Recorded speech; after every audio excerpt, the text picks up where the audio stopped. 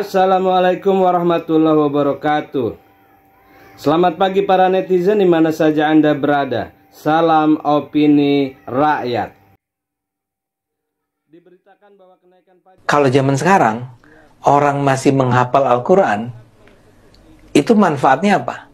Kalau gitu, sekarang tuh menjadi tidak relevan lagi atau tidak menjadi sebuah kebutuhan yang prioritas untuk memiliki para penghafal. Karena kayak Anda aja tadi kan, begitu Anda lupa, Anda langsung klik keluar si Ali Imran, si Al-Maidah, si Az-Zariyat dan segala macam. Jadi what is the purpose? Apa manfaatnya bahwa ada banyak orang di Indonesia ini, di seluruh dunia menghafalkan Al-Quran? Ya aku setuju. Itu makanya aku ingin menyanggah opini Bang Ade tentang aku, yang mana Bang Ade bilang aku hafal Quran itu luar biasa. Karena bagiku jadinya itu biasa aja, karena tidak ada manfaatnya. Parah. Masjid Al-Jabar di Jawa Barat ternyata bukan cuma mewah, nggak ketolongan, tapi juga membebani rakyat kecil. Masjid bernilai 3,4 triliun rupiah itu ternyata dibangun pakai utang. Ini ketahuan gara-gara Gubernur Jawa Barat yang baru, Deddy Mulyadi, kaget dengan biaya pembangunan Al-Jabar. Dia baru tahu bahwa Pemprov harus nyicil 566 miliar rupiah per tahun ke bank sampai 2028, lalu sisanya dilunasi pada 2029. Ini kan bikin pusing sang gubernur.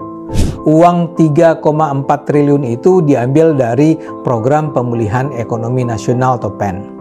Padahal utang itu sebenarnya buat banyak hal, pembangunan jalan, pengairan, air limbah, ruang terbuka hijau, dan revitalisasi pasar. Dan sekarang utang itu jadi beban kepemimpinan Gubernur Deddy Mulyadi. Tapi pemerintah bukan cuma harus bayar cicilan utang pembangunan. Selain itu ada pula biaya pemeliharaan masjid yang mencapai 42 miliar rupiah per tahun. Jadi total, pemerintah Jawa Barat harus mengucurkan dana lebih dari 600 miliar rupiah per tahun hanya buat nutup kewajiban ini. Pembangunan Masjid Al-Jabar itu sih sudah sejak lama dipersoalkan.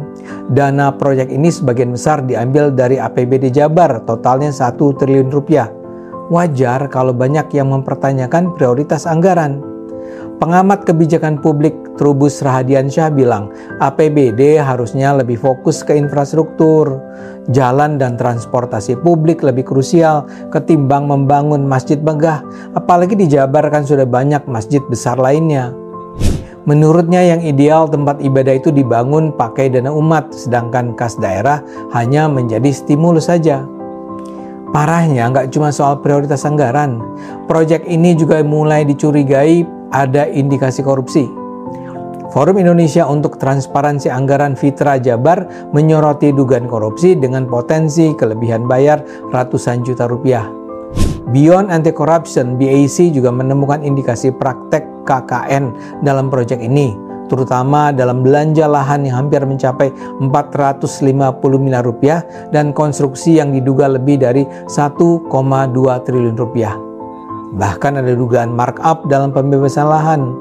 Laporan BPK 2021 menyebut Pemprov Jabar sudah bayar 23 miliar rupiah untuk 8.000 meter persegi tanah yang ternyata belum bersertifikat.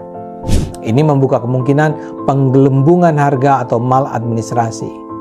Ini semakin menambah kontroversi Al-Jabar. Ridwan Kamil sempat membela proyek ini dan bilang bahwa penggunaan APBD buat rumah ibadah boleh, asal disetujui eksekutif dan legislatif. Dia mengambil contoh dari pembangunan Masjid Istiqlal yang dulu juga dibiayai APBN mencapai 7 miliar rupiah. Ridwan tampaknya terlalu menggampangkan masalah. Kalau masih 7 miliar sih barangkali orang masih bisa menerima.